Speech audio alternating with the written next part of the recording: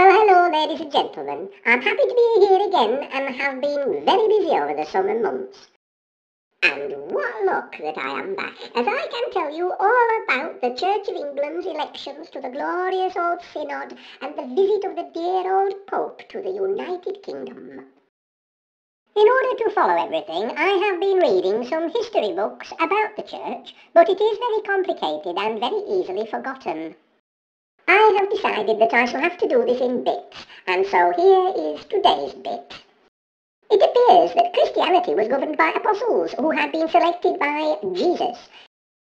He disappeared and the church was formed, and a new apostle, to replace their old friend Judas, was made by drawing straws. Now this is where it becomes really complicated, because the apostles came to be known as bishops, they had seats which became known as chairs, and some chairs were more important than other chairs, and as the church grew bigger and bigger, more chairs were needed. Oh, it was complicated. In the early days there were several very important chairs that belonged to either the bishops originally or very important bishops, like the seats in Constantinople or Syria, or the Egyptian chair and the Roman chair. There were lots of them, lots of chairs. In case you're wondering where is the Church of England in all of this, well, at this time it had not yet been formed, but it did later form by taking a chair off somebody else. In Rome, the bishop said he had the most important chair of all, and that it had once belonged to St. Peter, which I think is very odd, because I don't think St. Peter ever owned a chair or any kind of furniture. Some of the other bishops, when they heard the Bishop of Rome talk about his special chair, wondered about this, as they remembered somewhere Jesus had mentioned that people should not want to be at the top table in the big chair, but they let it go and said, OK. But they did say that the Roman bishop needed to remember that he was equal to all the other bishops, like Jesus wanted it to be in the first place. Having said that, I think Jesus meant everybody was supposed to be equal, not just the bishops, but there you go, that's me. And the Bishop of Rome became known as Big Daddy, or the Daddy of them all, or Papa. Today he is simply known as Pa, or the Pope.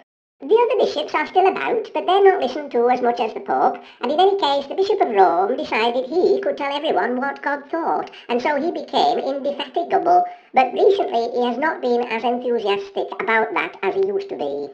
In time, throughout Western Europe, the various ways that Christians had expressed their love of God and their different understandings of the Church became unified and centralised, rather like British Rail.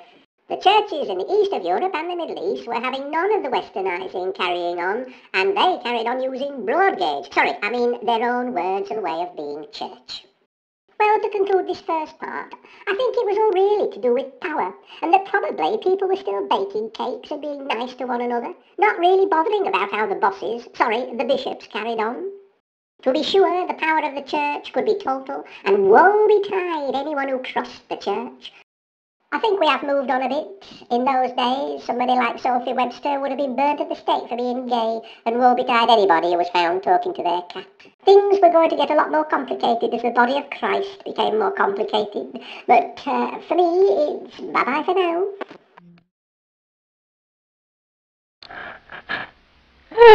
now.